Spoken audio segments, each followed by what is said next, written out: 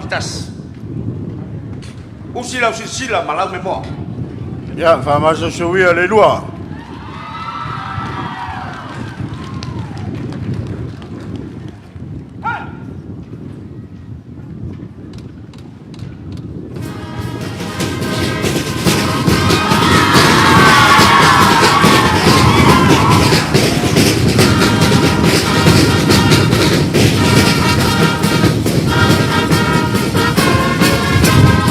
Ya, sumanaya, wina le lua mai aflama sumoni. Soteteia mai.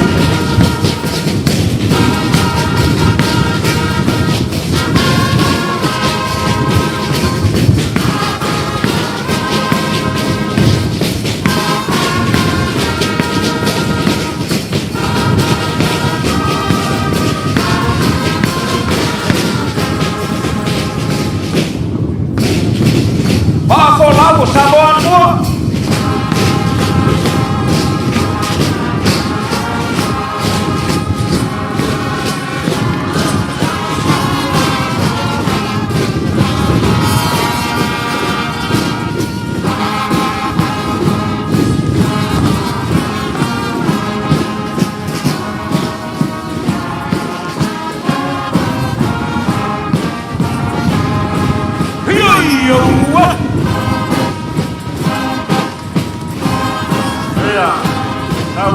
Lawa Musa.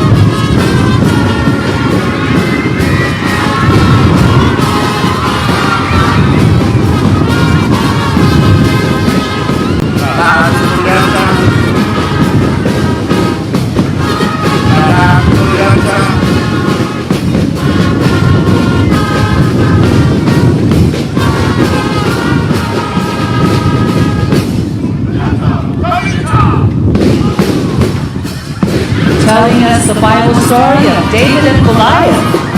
Which one is David and which one is Goliath?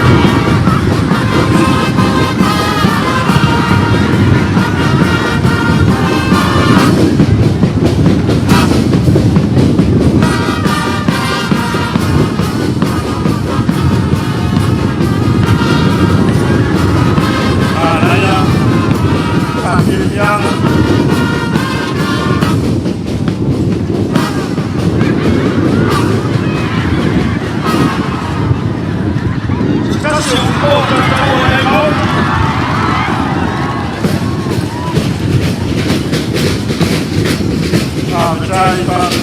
Salailua.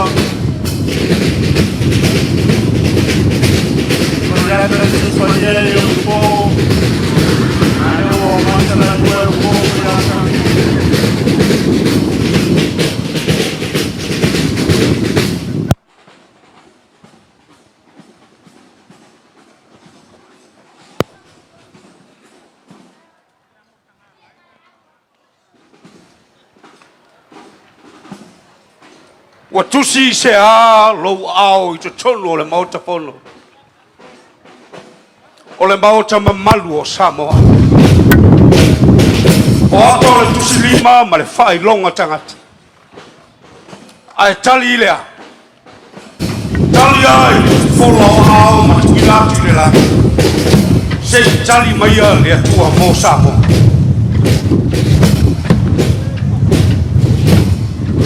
Ua whalala se a lo ao. O le maota ma malu o Samoa. O le whailonga o le whasausili ma le whaapawurua. O le lea mana ia o le pola e motu mai tua. Ai tali I lea. Tali ai talo ma tulivae I lea tua. Se file mu mo Samoa.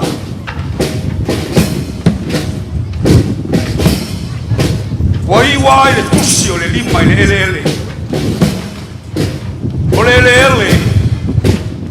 Wa inu I le toto masaa o alo matama whanau o Samoa.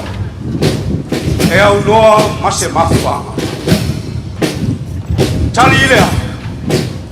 Tali ai le si o lima ma tuina atu e ala I ala pongi ma te tala. Le atua se I au maia se tali file mu mo Samoa. Okay. Lau a fionga I le pale mia la huli le mani e toa. Ka peneta ma le pale mene ma malu o Samoa. O le whea aure nei mai whawhia ngainga whale tua o palau I tas. Ta pau ma inga sal murianga mga ngai malai. Si o mato whai pule whapele pele aure lei a kuri pola ana rusu. Ma le mamalu o palau tas. Te tu watu le whea aure nei. Usi lau whapua.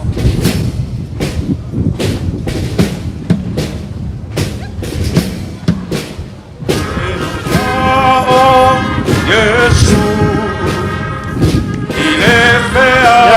Pati mai le antino Kaptai mo Piau Tama pebu Lubuai Awale febai bai ai Ole fetua tuanai Ole to ilalo man Masiasi O Yesu le atoaka O tato olanga E marua I peau O le masa Nei malo satani Ei uale le tali O Yesu lota Uni matagi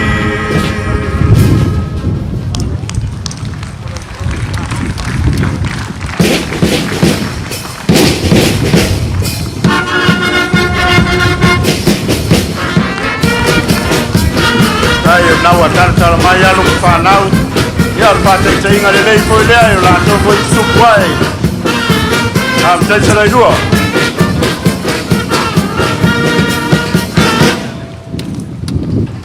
Maria lau sunga le fonga lesu. Te tau lunga le mato wha moi walele uma mato minuti. O na lei he leisa mato mea ina nei. O lalale o le wha sangat. Se tau lunga le mato wha moi. Isina se leni se batau se mato he peka. Ia. Mala watu lau o fionga la audi al mari toa ma lau partua. O te leo vai atu le mato whai pule ina. A tono lo tua ngia I wha al malo. A fio mai a fai pule ori. O le maota tato fai ule. Tasi al fai ni mai sala fai al baya.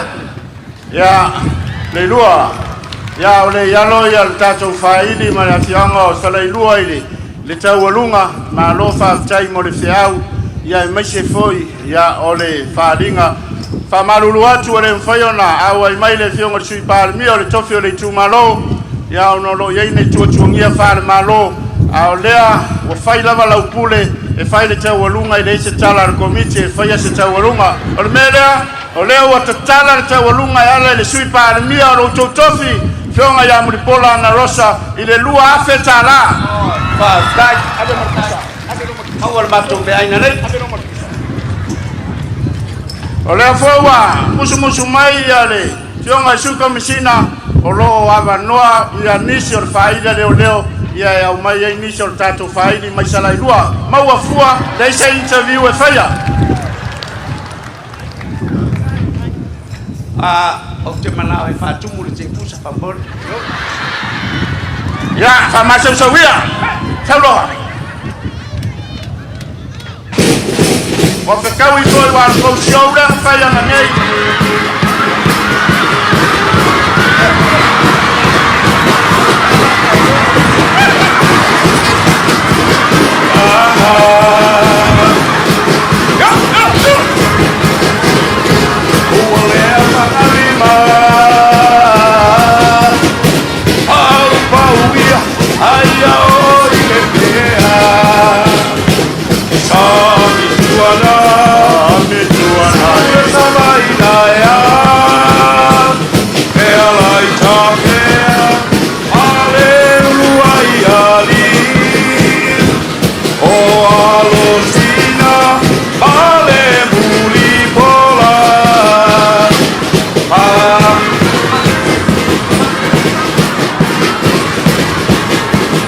ya o mai uma kato siva ile